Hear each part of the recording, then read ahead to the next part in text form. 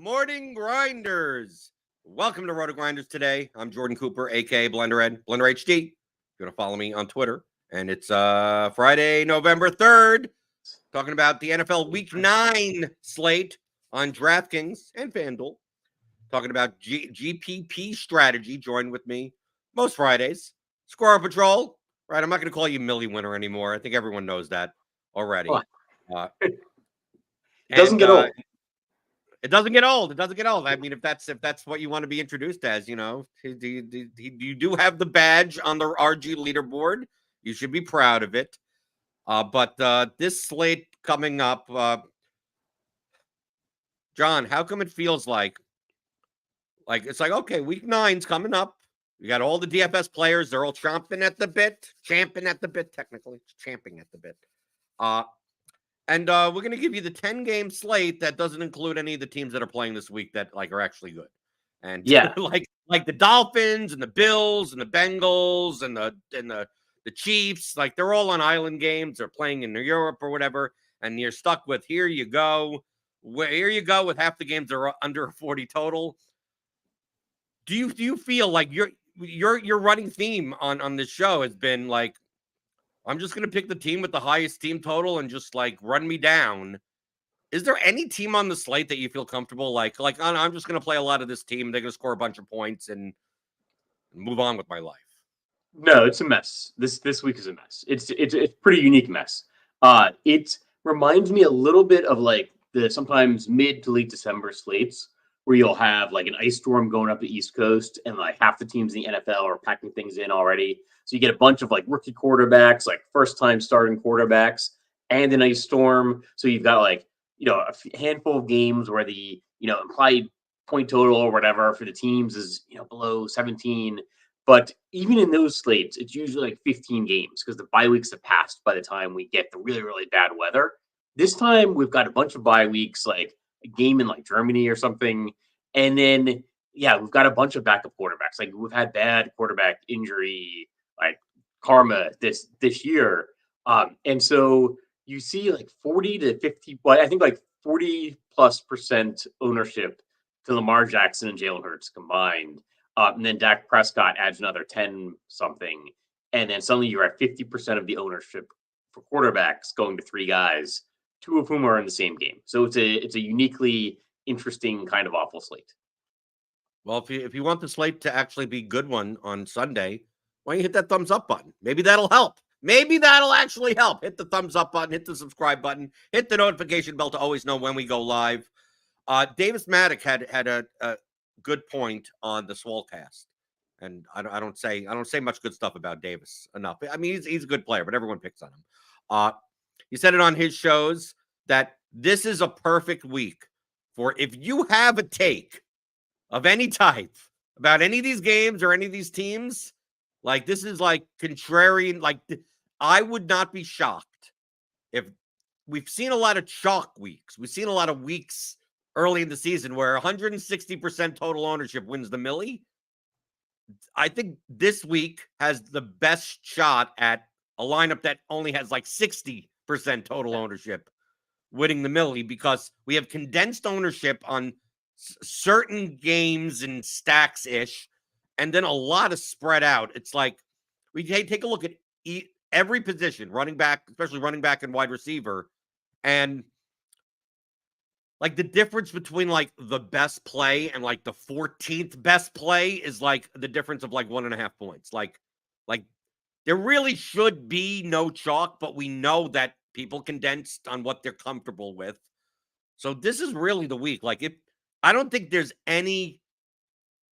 There's no take or team or really that's off. I don't think completely off the board that if you wanted to say I'm pushing my chips in on this game environment or this team, that the ownership's going to be there. You almost don't even have to worry about ownership as long as you're not playing multiple of the slightly over-owned players together.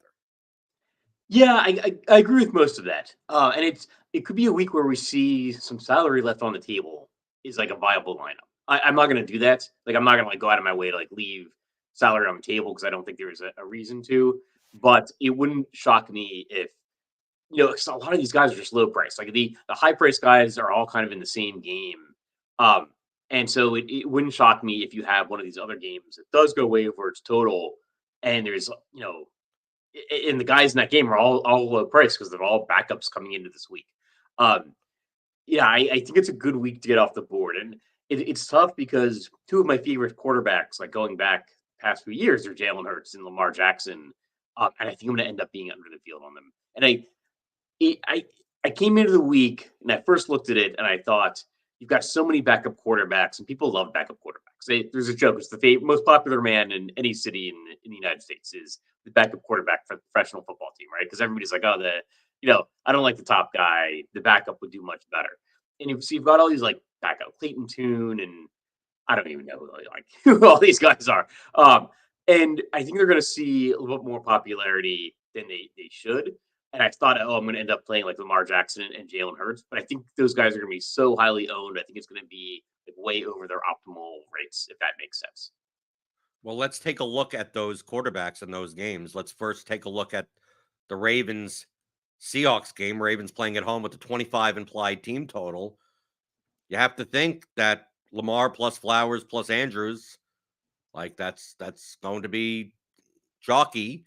It makes sense. I mean, that stack does make sense, but we saw last week you play that stack and Gus Edwards has 3 rushing touchdowns.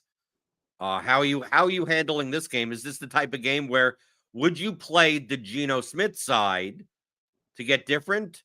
Or is it the fact that if this game does go over its total, it's just so much more likely that Lamar is the one? The Raven side has more points anyway, so either play Lamar or just don't play the game. I think I'm going to end up being underweight this game. Geno Smith will be in my pool of quarterbacks, but it's not an area that I necessarily want to target. I think my general thesis for this slate is going to be that I'm going to be underweight the top most owned guys. I'm going to be underweight the really bad quarterbacks that I think are going to see outsized ownership. I'm going to try to hit that middle range. I think Geno is in that middle range, but he's not my favorite of the guys. Yeah, I mean he's had one game over like 16 points this season. I think I'll have pieces of this game. Like you're allowed to play like Zay Flowers without Lamar Jackson. You're allowed to play like Mark Andrews without Lamar Jackson. So I'll have pieces of this game. I don't think I'm going to try to be under the field on like the Lamar Jackson, Mark Andrews, Lamar Jackson, Zay Flowers stacks. And Geno's not necessarily a place I'm going out of my way to target. Right. I think playing like a DK Metcalf one-off, I mean, like $6,900 Metcalf is going to be fairly low owned. And on these types of slates, I like playing good players that just people aren't playing. That you could look at Metcalf and go, can he go 8 for 120 and 2 touchdowns? Okay, well, give it to me if he's going to be under 5% owned. But it doesn't mean I'm necessarily playing a Geno Smith stack. It's like a one-off guy here and a one-off guy there. And the same thing could be said with Mark Andrews. The tight end position is unique in the sense that not many tight ends have ceilings. That if Mark Andrews has a 2-touchdown game, like he may beat out any other tight end on the slate by 12 plus points, and you're going to kind of need him. So like my priority in this game, if anyone, would be a one-off Mark Andrews or a one-off like Lockett or Metcalf. Yeah, I think that makes a lot of sense. I think maybe playing some pieces from this game, I think this game might end up being a little bit overowned just because of the Lamar Jackson is going to see such high ownership. And I think people will be trying to run that back with DK Metcalf or Tyler Lockett. And I think maybe the way to play it is just play those Seattle guys without Lamar Jackson. So let's go to the other game with 2 popular quarterbacks. Dallas at Philadelphia. Right, Cowboys, Eagles, 24.75 implied total for the Eagles, 21.75 for the Cowboys. Obviously, Hurts, top of the heap.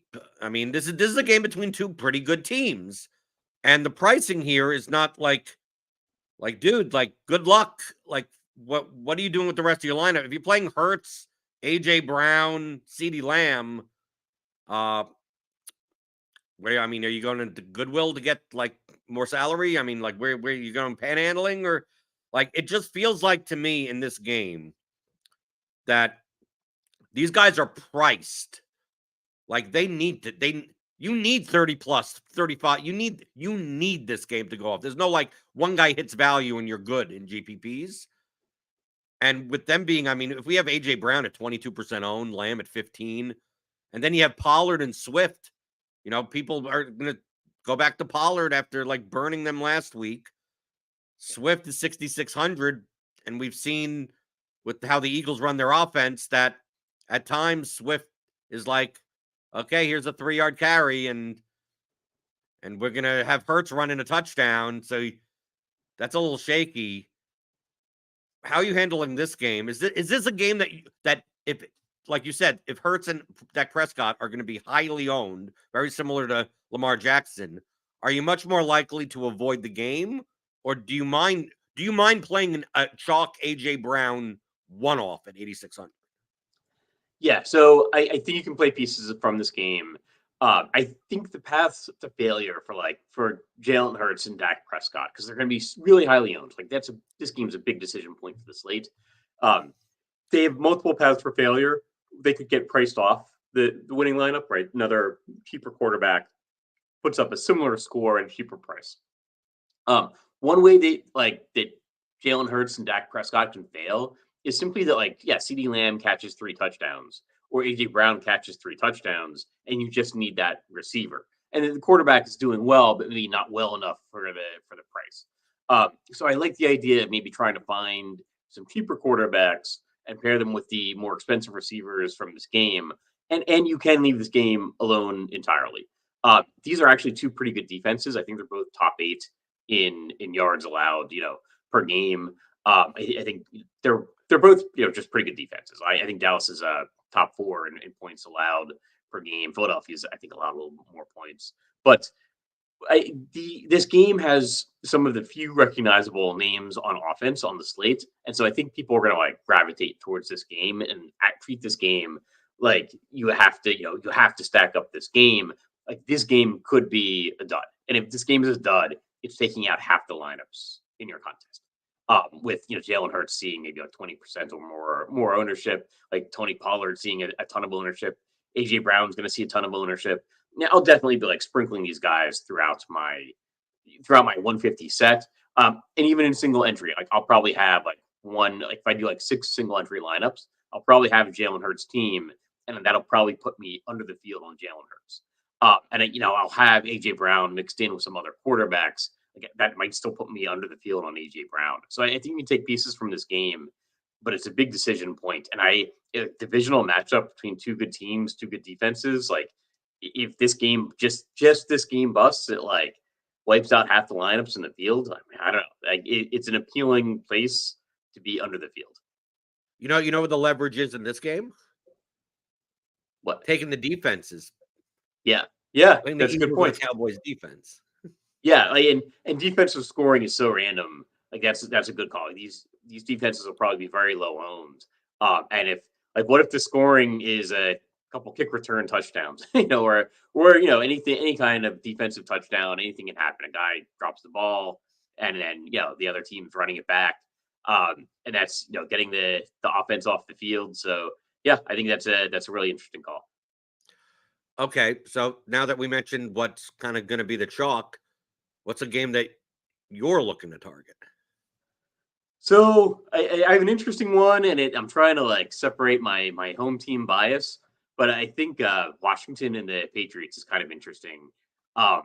Washington's raising the white flag, and it's actually not a surprise. I'm kind of waiting for this, and I think it might even be a little bit premature. But I mean, they've traded away 2 of their first round draft picks from the past 5 years. Both players on defense, both pretty good players, Chase Young and Montez Sweat. New ownership, you often see some changes. I think the new ownership took official ownership too close to the start of the season to make wholesale changes in the offseason. But now they're starting to put their mark on the team. I don't know. The Patriots are playing at home. They've looked terrible, so nobody wants to go there. They're really, really cheap, and they're facing a defense that was bad anyway. Washington's been one of the worst defenses in the league. They just traded away 2 of their best players.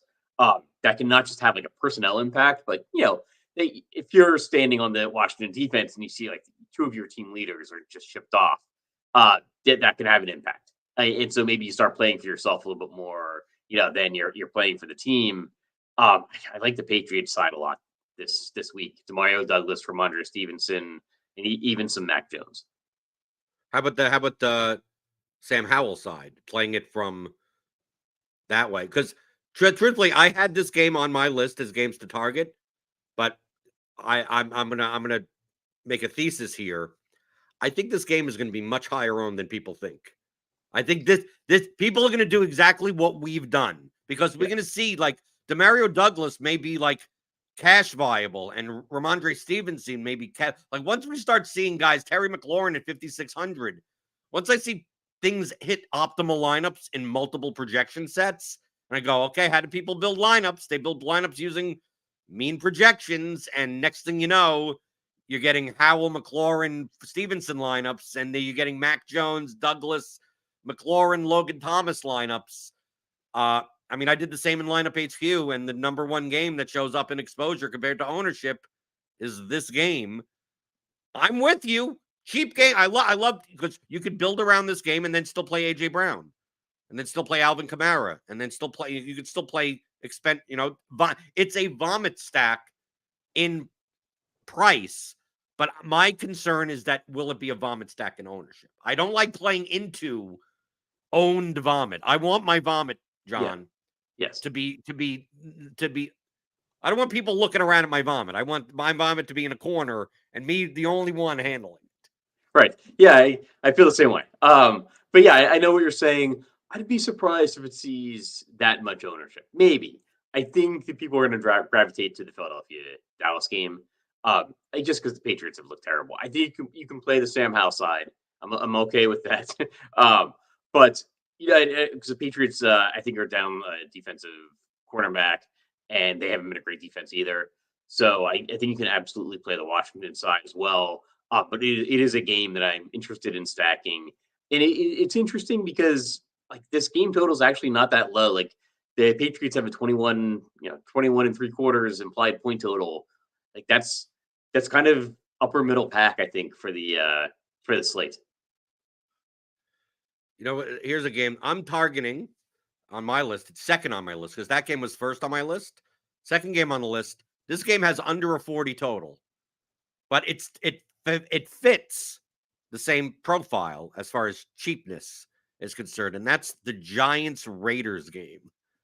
Okay, Daniel Jones. This is not Tyrod Taylor. This is not Tommy DeVito. If Daniel Jones is back, Waller is out. So, like, you could play like Daniel Bellinger at 2,500 as a punt tight end, and you could legitimately pair Daniel Jones with Saquon Barkley. Like, you could legitimately play an entire game stack of this game if you want. Like, and you play Jones, Barkley, Bellinger, Slayton, and then run it back with either Jacobs or Adams or Myers, and like that's the game. And if you want to do the Aiden O'Connell side, I mean, you have all these cheap pieces on the way back. Like, I think that the Giants have a slightly lower total. Like, this game has a slightly lower total. It's two bad teams also, but I mean, it's two bad teams. I mean, these are the shit show games where just because they're bad teams all around. So who knows? This one slip, on defense, and one, strip sack fumble, the field turns around, a block punt, and it's one of those types of games. And who knows what the scoring is? I mean, you have Devontae Adams. He wants the ball, right? He wants the ball badly. He's getting a rookie quarterback that the last time that O'Connell played, he just basically, look, where's Devontae Adams? I'm throwing him the ball. Why should this game be like much lower owned than like the Commanders Patriots game?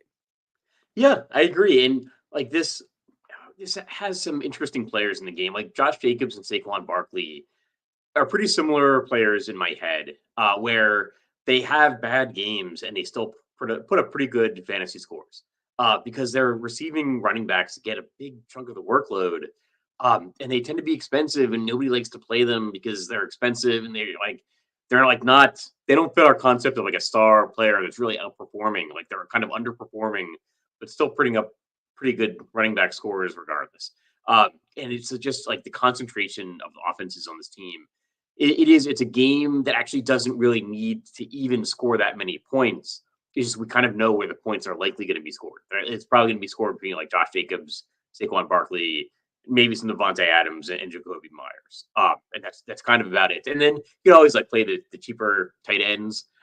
And you're kind of hoping to get a touchdown, but with no Travis Kelce on the tight end slate, that's kind of the best you can hope for. So yeah, I agree. I think this is a game that I'll be going to. I'll have a lot of Josh Jacobs. He's just fitting like the Giants defense has been bad. Jacobs gets so much opportunity. I'll have some Devontae Adams, the squeaky wheel narrative again for the like 5th consecutive week. But I mean, this is a guy that gets like 20 targets in games sometimes. Aiden O'Connell probably helps.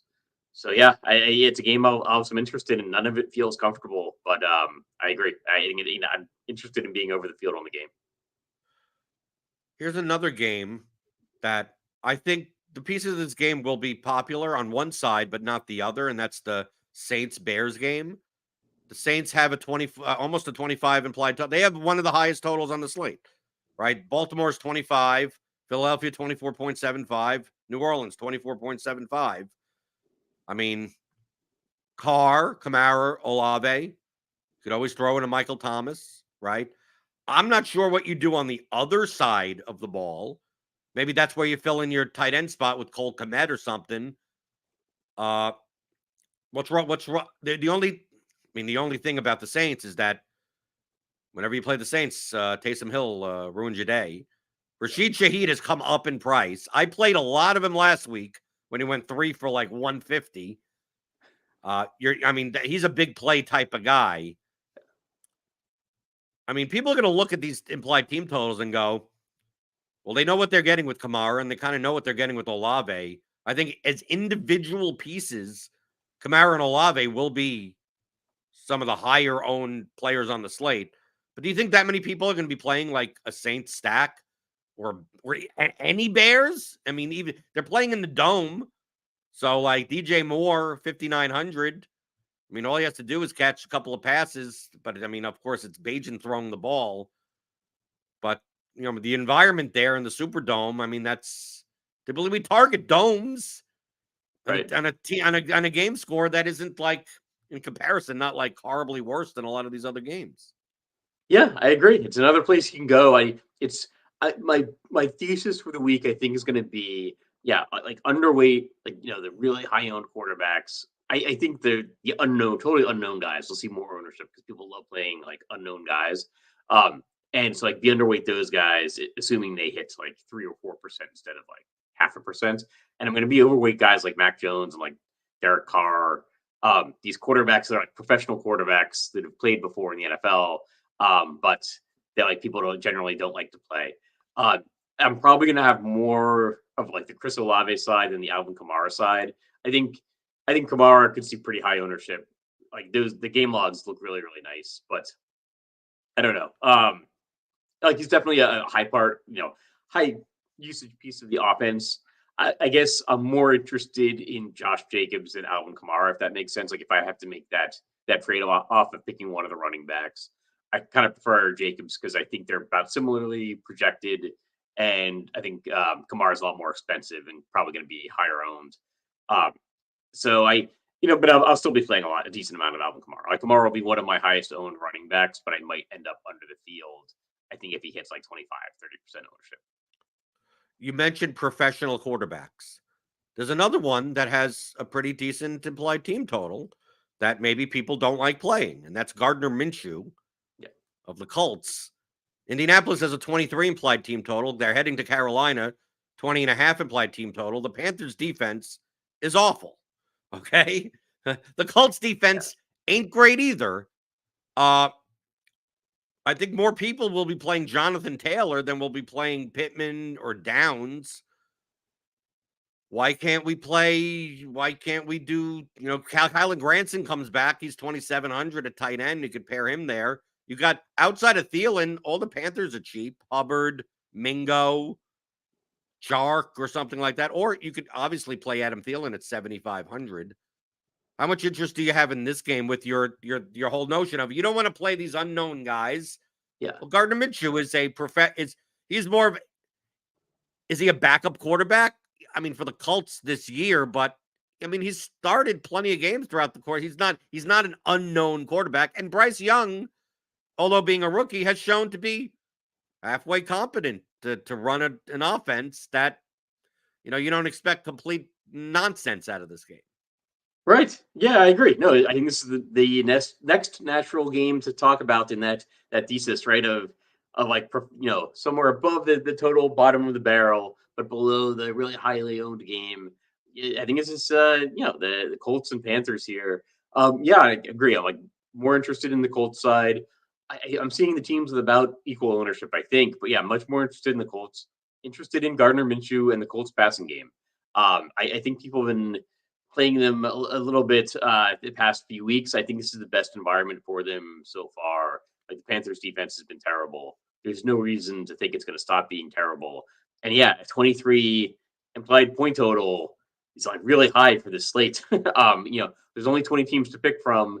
And if we're kind of going under this hope that the Eagles Cowboys game is highly owned and maybe busts, this is one of the next teams on the list is the Colts. So I agree. I think you can go Michael Pittman. I think you can go Jonathan Taylor, Gardner Minshew. Yeah, give me all the Colts. So what other game? I mean, those were the 4 games that I had on my sheet. I mean, we have like the Vikings Falcons game. We have the Cardinals Browns game because there's only 10 games on the slate. Yeah. So we could go through like Rams, Packers, Buccaneers, Texans. Is the reason like Rams Packers doesn't work for you because like if it's going to be Rippin versus Love, like the receivers are also expensive for that implied team total. The Packers look awful. And then you got like a backup. Who knows what the Vikings are going to do? I mean, like, are these the games? Like, you take a look at professional quarterback. You go, well, Baker Mayfield, C.J. Stroud. Does the Buccaneers Texans game make your list as high up as these other games? Not as high up, but it is a game I'll have some interest in. Particularly like the Houston side. C.J. Stroud has looked good.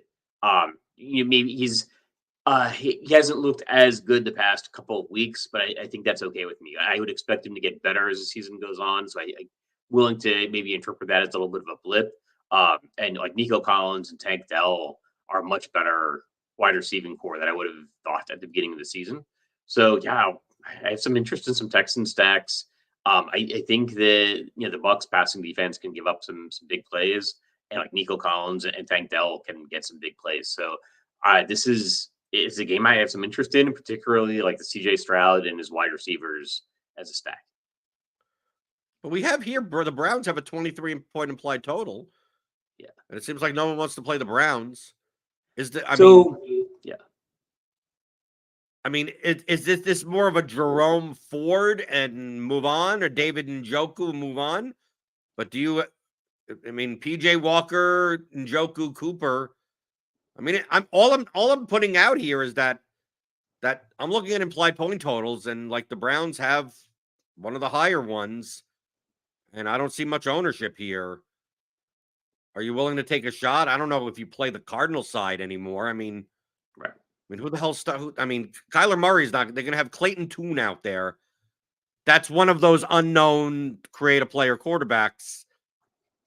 Do you just see that, like, the high probability that this game just is like the Browns wanting to have PJ walk? The Browns are at home, and they're a 8.5-point favorite. I don't think they want to screw it up by having PJ Walker sling the ball down the field much. That this may be a game where, and the Cardinals probably don't want Clayton Tune to be slinging the ball, that this may be the game that has like 74 rush attempts between both teams. Right. I was looking through my best ball teams, and I saw I had a Clayton Tune team. I'm like, what in the world is this? It's like, I remember like the air conditioning went out. My wife started screaming. And I was like, so I started this best ball draft, and the whole thing just auto drafted, and I ended up with some Clayton Tune. I'm like, all right, look at Clayton Tune. I think the thing with this game is that the expectation, we probably know what's going to happen in this game. It probably is the Cleveland defense is going to be pretty dominant. And then you've got a little bit of a split backfield between Jerome Ford and Kareem Hunt. It looks like maybe like some Pierre Strong, and if it's a three-headed backfield, I don't know if I like want to go there. I'll probably end up in my 150 set with some Jerome Ford Cleveland defense like stacks in case Jerome Ford is the guy, and then the Cleveland defense does dominate. Then I think that's a pairing that makes sense. So I might try to be over the field on Jerome Ford. The thing with like these split backfields is sometimes it's not a split backfield, and then you're getting a guy that does really well at lower ownership. But like we're seeing like 12-13% ownership on Ford. That seems about right. Maybe even a little bit less, maybe like 10%, and maybe go out of your way to pair him with the Browns defense if you have the salary. But I think that's the way to attack this game, and I know that's like the thing that seems obvious, but it's just so hard to imagine it going any other way. Yeah, any interest in a $3,700 Trey McBride coming off a 10.95 one game that I don't know if you'll ever see again? I mean, I don't think he'll be heavily owned, but I mean, we have him at double-digit owned. It's like, oh, who else is the Clayton Tune going to throw the ball to? I don't know about you, but I don't buy into recency bias, and like Arizona has a 14.5 implied team total. It's the lowest on the slate. I'm not prioritizing mid-priced tight ends from the worst team on the slate. Right. I mean, I'll play some Trey McBride. I think he actually is like a good tight end. And so I think he's like the highest projected guy at the $3,700 price tag or below. So I'm going to end up with some Trey McBride in my lineups, but I don't love it. If he does end up being, really highly owned because of his game last week, I'll end up being under the field. But he's the best projected tight end that I've got. I think that most people have at 3,700 or below. So I think particularly on DraftKings, I'll definitely end up with some Trey McBride. I don't feel great about it. Like it's the kind of thing where if he gets a goose egg, I'm going to look back and think, well, like why was I playing the tight end paired with Clayton Tune? So but he is a talented player. So there's an argument for playing him, but there's a pretty strong argument for being under the field, particularly if he starts to like exceed this like 10, 11, 15% ownership. Well, an article that you tend to look at here for premium members, the NFL DFS Optimal Stacks tool. We have that for DraftKings and for FanDuel. And that is tied all of our simulation outputs we've had over the past 2 or 3 years. Slate IQ for baseball and basketball. They're tied to a system that we've had, and we've been doing this with our projections and ownership for quite a while. And now we've provided the start of having a user interface for you to build lineups based on it. It's called SimLabs. John, I played, I used SimLabs for my showdown lineups yesterday. Yeah. And I looked through a bunch of different options and everything. I was constantly getting like Najee Harris and Jalen Warren together. And like typically it's like, oh, well, if you play one of the running backs, you don't want to play both of the running backs. It's like, well, based on our simulations, like this is how games play, like it's play-by-play based simulation. So these, like I was building lineups. I had a lot of lineups that had like Warren, Harris, Henry, and Spears. And like running all these running backs, and then having Deontay Johnson way more than DeAndre Hopkins, having Nick Folk way more than Boswell.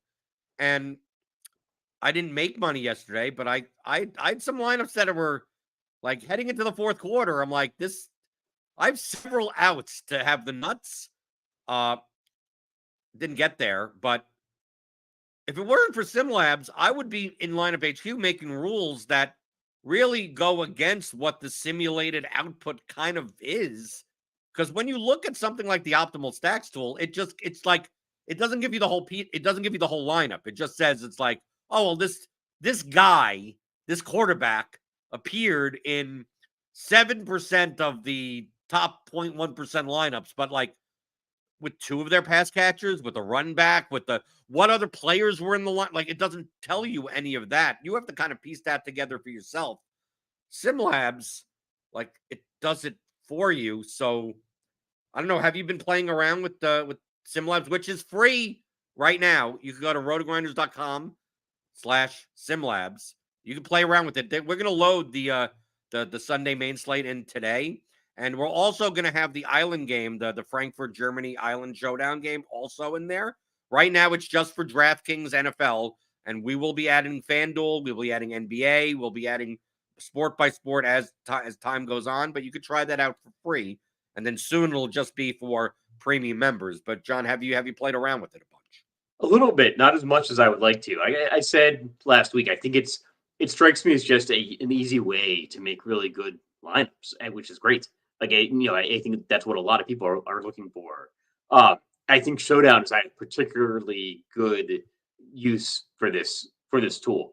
And like a lot of what you're saying is counterintuitive. Like that, oh yeah, like why would you play like the Tennessee kicker over the over the Pittsburgh kicker? Like why would you play a bunch of running backs from the same teams? Like like 4 running backs, from the 2 from each team in the same lineup. But like with a game like the one we had last night where the point total was like 37, 36 or something, that actually all makes sense. And then, like if you think about like how random like kicker and defensive scoring can be, like that's why a lot of people like kick that out of their like season long leagues. Is it's just like these kind of random numbers. But if you're basically have the opportunity to take 2 random numbers, right? Or take 2 numbers and it's going to be random and you're going to win. Like take the lower number, right? The lower owned number. So like take the lower owned kicker, take the lower owned defense, because it's just a random number and everybody else is taking this other one. Like take the one that nobody else is taking. Like all of this makes sense and is built into this tool, which makes it really impressive. The problem is I want to really use it for Showdown, and I'm always doing NBA now when these Showdown games are about to kick off. But yeah, I really want to the London game or the Germany game. I think is a really interesting case because like I can use that now. Kind of wake up early or maybe late Saturday night. I'm running some lineups, figuring out this tool. I just get like 20 good lineups. They're different. Like change the default settings to anything other than default settings. Run 20 lineups.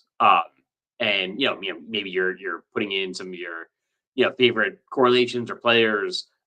And then just enter that. Like they have the 20 max for the showdowns usually, or enter it in the main contest. And I think you'll be surprised with how good the results are. No, what I like doing is that you could use this. You could use it for the main slate, and we don't have it loaded in yet. But like I ran like a small field medium, right, or whatever, and you could change some of the. And all this does is just change what the rating is based on. So any lineup that comes out of SimLabs should be not bad. That's a better way of me putting it. Like you're not going to get bad lineups. You have to judge how good the difference between little one how they realize their equity like that if you want, but you're not going to get bad lineups. So like there's no such thing as correct set. Like how do I get these lineups that like no, every lineup that comes out of SimLabs is a lineup that would be competitive in whatever contest field that you have in here. It just, do you want to prioritize one metric over the other? So I say that in the advanced settings, like there's this projection weight, right? In theory, if you set this to 100%, that you want the SimLabs rating, right, that we rate it by in your set to be 100% projection, that means the highest rated lineup in your set will be the same lineup that if you went to Lineup HQ and did the top mean projected lineup optimally, right? It would say that's the best SimLab rated lineup. And if you like did 100% correlation, the top rated lineup would be the most correlated lineup. All the lineups underneath it could be fine, are good. It's just that how do you want your lineups to be rated? All the lineups, no matter how you rate them, are going to be fine.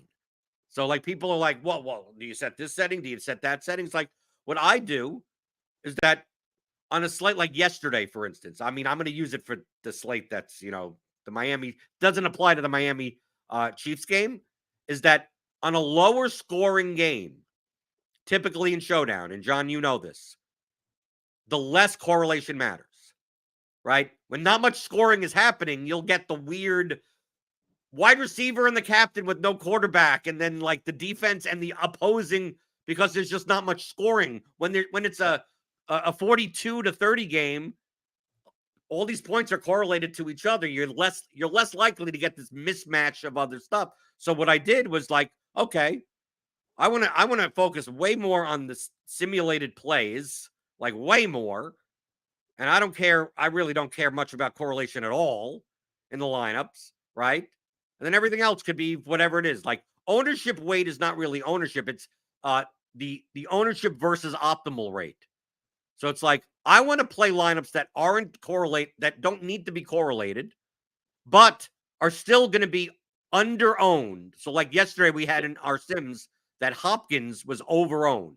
So as I put up the ownership weight, that means I'm going to get less Hopkins, right? That's people look at it like, no, I want a higher own lineup. It's like, no, I want higher optimal rate players in my lineups compared to their ownership. So that's what that does. So like I brought that up to something like that. And then I just ran, like I'm going to run 20 lineups and you'll see how fast they are, right? Yeah. So I can run like this. I just want to show it off a little, especially to you, John, because you haven't fooled around with this that much. Do you agree at least with my assessment of like how you could use this? Yeah. And I think it gets you off of those like heavily duplicated lineups that everybody plays in Showdown, which is the best thing you can do. So here's some lineups based on that. I mean, obviously I did this for the previous slate. So here's 20 lineups. If you don't like a lineup, you could just exit out and they'll replace it with another lineup. But what I also like to do is it'll give you exposures. The 20 lineups, you'll always get 20 lineups or whatever the amount, 100 lineups, whatever you put in. So let's say you're playing the 20 max or something. Like if you want less of a guy, just click plus or minus and it'll just take one of the lineups out and replace it with another lineup with. And what I did yesterday is it's like, oh, I'm getting D-Hop in like 35% of my lineups. And it's like, I want to play a little bit more exploitively.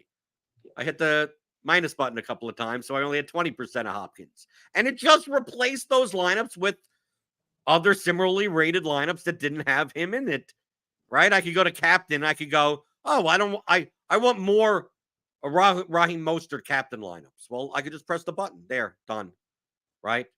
I want 15%. There, give me that. And one less Tyreek Hill captain lineup. Done. Right? You could go to the flex position and go, yeah, I think I'm not getting enough Cedric Wilson. Okay, so press there. So you get one extra line. Here, now he's at 20%. Where you go, I'm getting too much Jalen Waddle. You won't let, and just, next thing you know, you're like, okay, you take the look through these lineups. These lineups should be fine. And you'll get different combinations. It's like some of them will be 5-1, some of them will be 3-3, some of them will be, but you can see all these metrics right down here of what goes into this SimLabs rating. And you could say it's like, oh, okay, certain lineups are more likely to cash, but less likely to win. And some lineups are more likely to win, but less likely to cash. And if you want to just I just want to play a ton of lineups that are just so much more likely to come in the top 100, and I don't care if I have a minus 95% day when it doesn't happen, you could do that, or vice versa. Yeah, no, I mean, I think you talk about like the levers of ownership and correlation, right? All the time.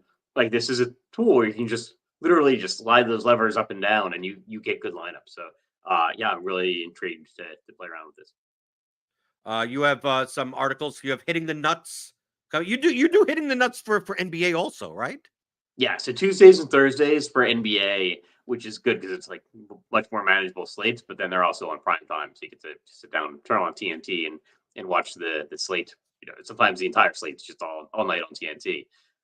And so Tuesdays and Thursdays for NBA, then NFL usually kind of late afternoon. I come out with the Top Stacks article under the Hitting the Nuts brand that has basically a look at the optimal rates from our optimal tool, and I'm looking at what I think of that. And sometimes I say I think you should play. I think you should play this quarterback anyway, even though he's showing up as negative leverage. But it does, like the optimal stacks tool does change my thinking sometimes on these outcomes and the way that I'm going to like allocate my portfolio of ownership across my players. So they got that coming out, and then the show with Jam to Win usually comes out like Friday nights. We record it usually around 3 o'clock on Fridays, and then comes out a few hours after that.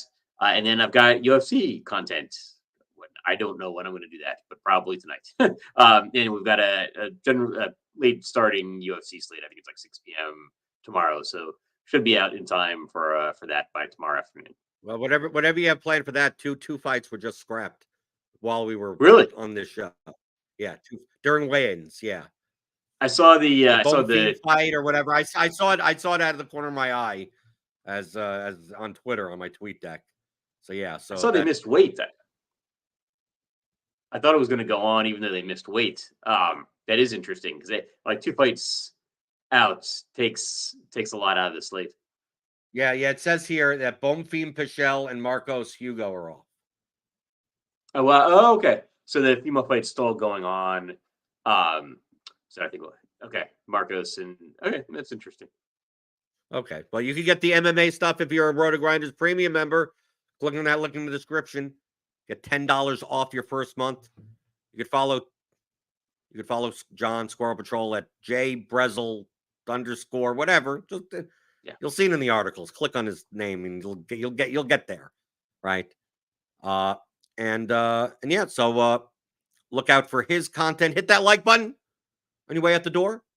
Hit the like button. Send any questions at theoryofdfs.com. We got tons of content coming out today for NBA, NHL. There's NHL stuff. There's soccer stuff for tomorrow. Soccer projections, MMA, PGA, SimLabs. Go try out SimLabs. Right? Go play around with it. Even if you're not going to play the Miami Chiefs slate, but we'll have the main slate up there soon today. So play around with it. It's free for a limited time. RotoGrinders.com/SimLabs. And if you have any questions about it, join our Discord, RotoGrinders.com/Discord. There is a SimLabs beta channel, and you could ask questions, and I answer stuff, and Jamino's in there, and Bob Reeves is in there, and so you could ask whatever you want. Dan's always harping about stuff, how easy it is in there.